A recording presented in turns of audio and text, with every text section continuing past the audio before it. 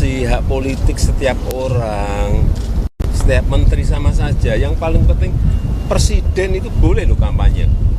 Presiden itu boleh loh memihak.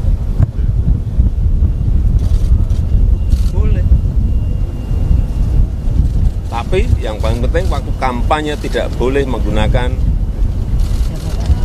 fasilitas negara. Boleh, Pak. Kita ini. Selamat malam para netizen dimanapun kita berada, salam inspirasi bagi kita semua. Ya, pernyataan Pak Jokowi menurut saya pribadi tidak sesuai dengan apa yang diucapkan pertama begitu kan.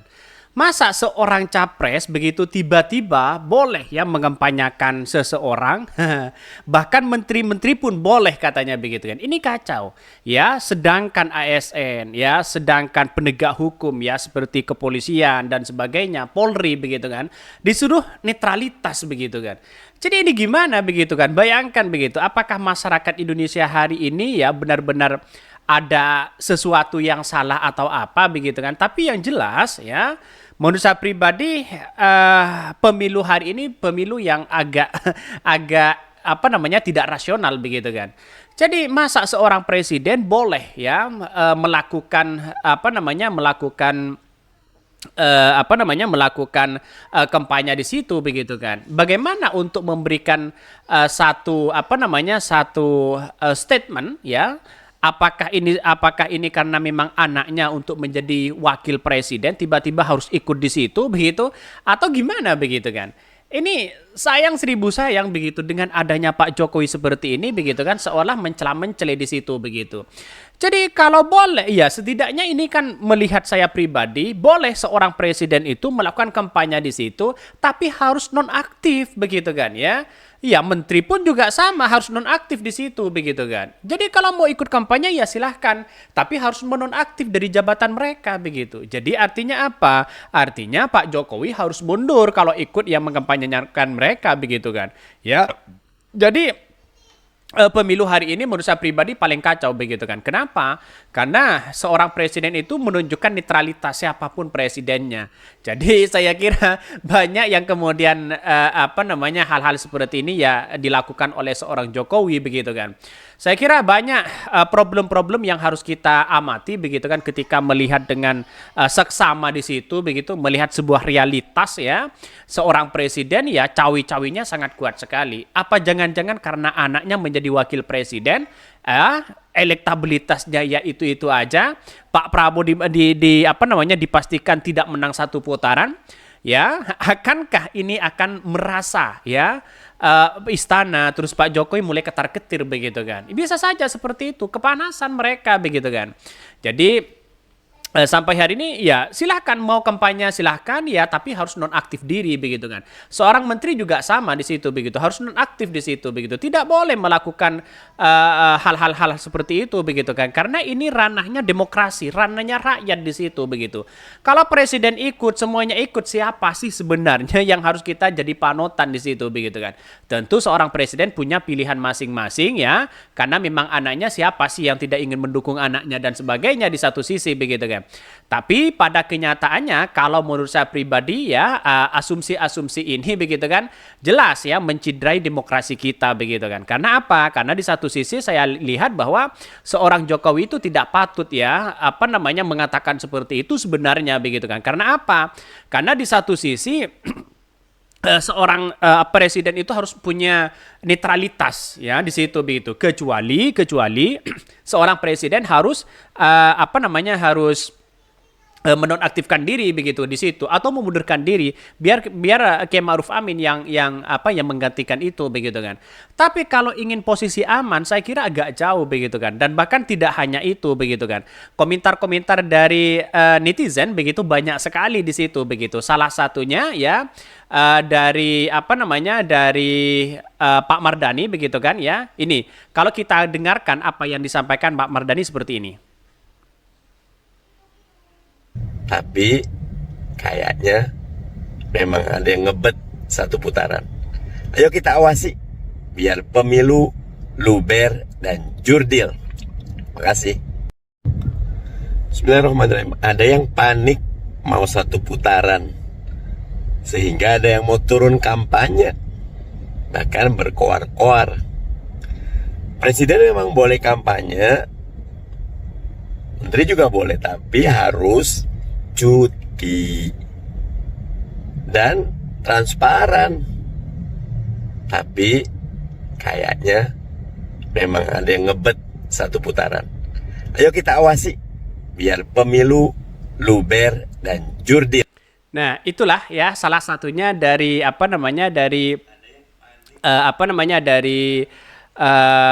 Mardani begitu kan ya, sudah jelas mereka begitu. Artinya apa?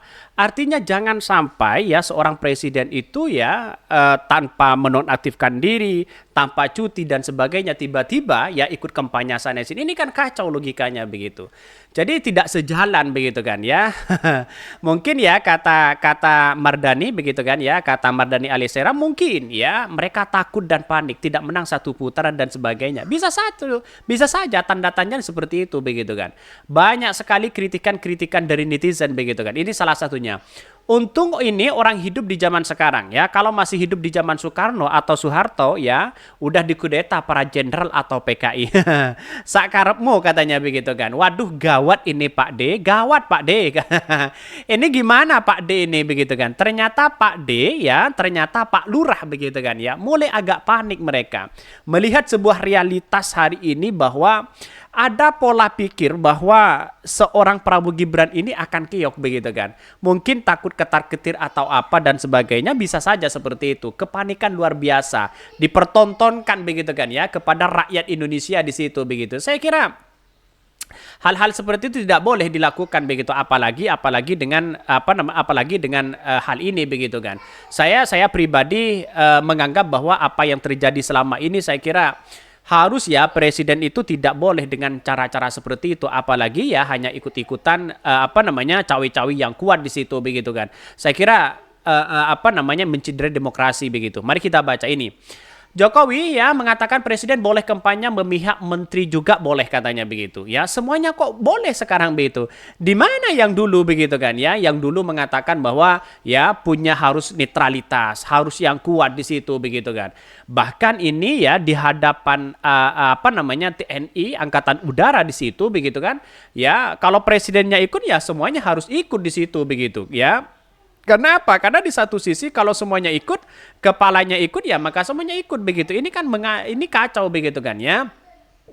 Bahkan ini konstitusi harus benar-benar dijaga di situ begitu kan. Sayang seribu sayang ya yang kemudian mempertahankan demokrasi dengan baik tiba-tiba ada sesuatu yang kepala negara yang mengatakan bahwa ya boleh-boleh aja seorang presiden ikut kampanye sana sini ya, mendukung sana sini boleh-boleh aja. Ya menteri juga boleh katanya begitu kan. Tapi kan bukan soal itu.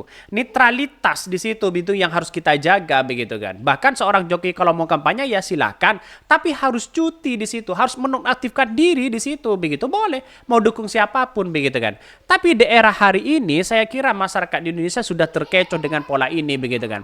Karena yang memegang sistem itu mereka begitu kan. Ya padahal apa yang masih ditakuti kok begitu kan?